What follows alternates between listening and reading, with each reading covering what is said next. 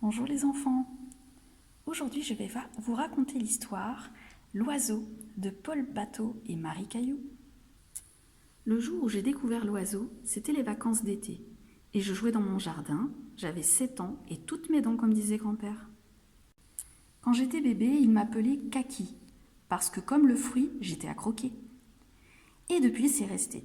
Tout le monde m'appelle ainsi, sauf mon père qui préfère m'appeler Aki. C'est mon prénom, on le donne aux enfants nés en automne, comme moi. En découvrant l'oiseau, je me suis dit qu'il avait dû tomber de son nid. Ta maman est partie lui ai-je demandé en gazouillant. Dans une boîte à biscuits, je lui ai fabriqué un nid douillet, avec du coton et une boîte à biscuits. Ensuite, j'ai fait de la super bouillie, avec du lait de soja, des champignons cuits et du riz. J'ai versé de l'eau dans mon bol préféré, celui avec mon prénom, pour faire une piscine. Et voilà le travail. Après ça, j'ai décidé que je serais sa nouvelle maman. Mais j'étais une maman inquiète et je me demandais pourquoi l'oiseau ne cherchait pas à s'envoler. Il restait dans sa boîte sans bouger et puis il ne mangeait rien. Les soucis commençaient. Je devais m'adresser à un spécialiste. Papa a posé le livre qu'il feuilletait et m'a suivi dans le jardin. C'est une hirondelle. Il a vite reconnu à quelle espèce l'oiseau appartenait. Elle ne sait pas voler ? Si, mais elle a besoin de se lancer du haut d'un perchoir pour prendre son envol. Et elle est encore trop petite. Ensuite, papa m'a montré comment lui donner la béquille. Elle va adorer, a-t-il dit en sortant un steak haché du réfrigérateur. Adieu super bouillie de luxe.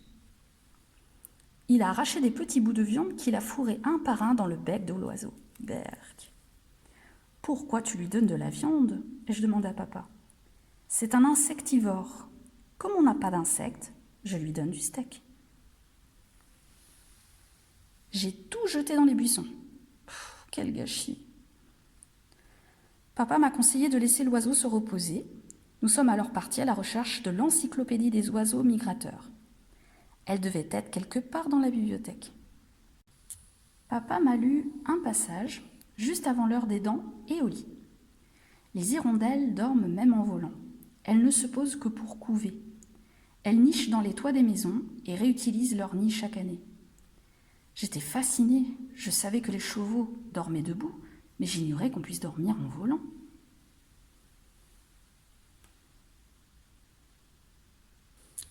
Le lendemain, je me suis précipitée dans le jardin, pourvu que l'oiseau ne se soit pas envolé durant la nuit. Ouf, il était encore là, perché sur le rebord de sa boîte. Un matin, l'oiseau s'est mis à battre des ailes très fort. On aurait dit qu'il essayait de s'envoler. Je l'ai pris et je l'ai posé sur la table à côté de papa qui prenait son petit déjeuner. Ton oiseau bat des ailes pour les muscler, m'a-t-il expliqué. Un long voyage l'attend. Il va aller où ? ai-je demandé déçue. Les hirondelles passent la moitié de l'année dans le sud. À la fin de l'été, elles s'envolent pour l'Indonésie, l'Australie. Là-bas, il ne fait pas froid. Elles reviennent ensuite pour nicher au printemps. Le jour suivant et le jour d'après, l'oiseau était toujours là. Au bout d'une semaine, il sautait dans ma main et se perchait sur mon épaule. Peut-être allait-il rester avec moi finalement. La fin des vacances chez papa approchait. Je craignais la réaction de maman. Et s'il n'en voulait pas à l'appartement ?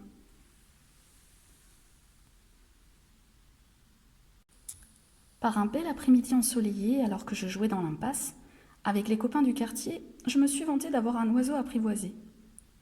Personne ne m'a cru. Alors je suis allée le chercher. Des grands qui jouaient au baseball se sont rassemblés autour de moi et de l'oiseau. Quel succès! Tu lui as donné un nom ? C'est un bébé pigeon. Je peux le tenir dans mes mains ? L'oiseau avait peur, je le sentais, mais j'ai laissé celui qui s'appelle Ichiro le prendre dans ses mains. Il ne le tenait pas bien. « Ton oiseau veut me pincer avec son bec », m'a-t-il dit, pas très rassuré. J'ai voulu le reprendre, j'avais peur qu'il lui fasse mal. « Tu le serres trop fort !» J'étais furieuse. Ichiro et ses copains m'empêchaient de l'approcher. L'un d'eux me tira par le col, une vraie brute. Soudain, quelqu'un a crié « L'oiseau, il s'est envolé !» J'ai levé les yeux, le souffle coupé. Le ciel était vide, plus rien ne comptait. Les garçons me regardaient honteux. « Il va revenir », m'a murmuré Chiro avant de s'en aller, comme les autres. J'ai eu l'impression que le temps s'arrêtait. Je n'osais pas rentrer chez moi. Je voulais être là au cas où l'oiseau revenait. Et s'il s'était réfugié dans sa boîte à biscuits, me suis-je demandé, il eut si peur. Folle d'espoir, je me suis précipitée dans mon jardin. Mais l'oiseau n'était pas dans sa boîte. Les larmes me montaient aux yeux quand j'ai entendu maman. Depuis combien de temps était-elle là? Je le reverrai jamais. Qu'est-ce qui ne va pas, mon kaki? J'ai laissé les garçons l'effrayer. Mon oiseau s'est envolé, lui ai-je expliqué, et maintenant il est peut-être en danger, c'est ma faute. Et moi je suis sûre qu'il a retrouvé sa famille, m'a-t-elle dit, et c'est grâce à toi. Elle avait sans doute raison, mais j'étais triste quand même. Papa avait préparé mon sac. Les vacances s'étaient terminées. Bonne rentrée, ma chérie. Regarde dans la poche avant, il y a quelque chose pour toi. Merci, papa. C'était un pendentif en forme d'hirondelle. Elle te suivra partout dans tes migrations. J'adorais mon cadeau, et papa allait me manquer. Heureusement, je savais qu'on se reverrait bientôt. Dehors, maman m'attendait sur son vélo. J'ai grimpé derrière elle, et nous sommes partis. Au bout de l'impasse, elle a tourné à droite, et la maison a disparu.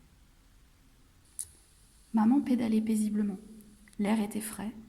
Bientôt, ce serait mon anniversaire. C'est alors qu'une nuée d'hirondelles a envahi le ciel et le silence de ses cris stridents.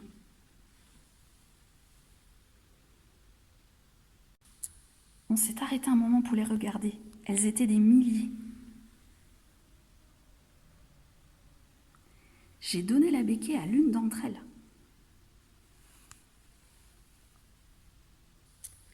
Puis, plus rien, les oiseaux avaient disparu. Peut-être étaient-ils en route pour l'Australie. Je suis remontée sur le porte-bagages, maman m'a souri et nous sommes rentrés à son nouvel appartement.